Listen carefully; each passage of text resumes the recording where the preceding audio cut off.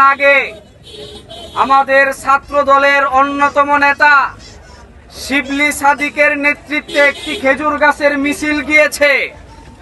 আর যিনি হাসের প্রার্থী হয়েছেন তিনি খোলা গাড়িতে দাঁড়িয়ে তার সাদা চামড়া দেখিয়ে তিনি একটি মিছিল নিয়ে গেছেন, কিন্তু তার হাসের মিছিল আমাদের খেজুর গাছের মিছিলে পরিণত হয়ে গেছে। একজন সামান্যতম ছাত্র দলের নেতার সামনে দাঁড়ানোর যোগ্যতা যার নাই, বিএনপি থেকে বহিষ্কার হওয়া নেত্রী সরাইল আশুগঞ্জে তার কোনো অবস্থান থাকতে পারে না ইনশাআল্লাহ। মুহতারাম হাজিরিন, আমি আপনাদেরকে বলতে চাই, জনাব তারেক রহমান সাহেব তিনি বাংলাদেশের ভবিষ্যৎ মেধাবী রাষ্ট্রনায়ক। এই রকম মেধাবী রাষ্ট্রনায়ক বাংলাদেশ অতীতে কোনোদিন দেখে নাই। জনাব তারেক রহমান সাহেব 17 বছর পর বাংলাদেশে পা রেখে তিনি বাংলাদেশের মানুষকে কোনো ওয়াদা দেন নাই। তিনি বলেছেন উই হ্যাভ এ প্ল্যান। আমি আপনাদেরকে বলছি, আমার আব্বা আপনাদের প্রার্থী মাওলানা জুনায়েদ আল হাবিব সাহেবের এই সরাইল আশুগঞ্জ নিয়ে নির্দিষ্ট প্ল্যান রয়েছে ইনশাআল্লাহ।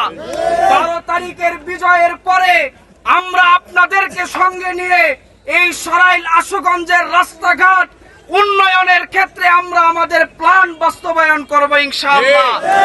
সম্মানিত হাজিরিন, আমি আপনাদেরকে বলবো, এখানে আমি যাদেরকে দেখতে পাচ্ছি আপনারা সবাই তরুণ। আপনারা 17 বছর ভোট দিতে পারেন নাই।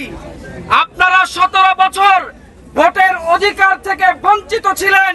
এখানে অধিকাংশ মানুষ জীবনের প্রথম ভোট দিতে যাচ্ছেন। আমি আপনাদেরকে আহ্বান করে বলবো, কোন জান্নাতের টিকিট বিক্রি করে যারা মানুষকে ধোঁকায় ফেলে এদের ধোঁকার মধ্যে আপনারা পড়বেন না।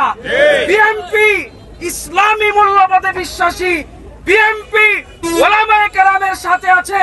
বিএনপি রাষ্ট্র গঠন করতে পারলে, বিএনপি সরকার গঠন করলে এই বাংলাদেশ হবে ইসলামী মূল্যবোধের বাংলাদেশ ইনশাআল্লাহ। এই জন্য আমি সবাইকে আহ্বান করব, তারেক জিয়ার হাতকে শক্তিশালী করুন। খেজুর গাছের প্রার্থীকে খেজুর গাছ মার্কায় ভোট দিয়ে জয়যুক্ত করুন। তারেক জিয়াকে বাংলাদেশের প্রধানমন্ত্রী বানান ইনশাআল্লাহ। গত 50 বছরে বাংলাদেশ যেই উন্নয়ন হয় নাই, তারেক জিয়ার নেতৃত্বে বাংলাদেশ সেই উন্নয়ন করে দেখাবে ইনশাআল্লাহ। আল্লাহ পাক রব্বুল আলামিন আমাদের সবাইকে তৌফিক দান করুক।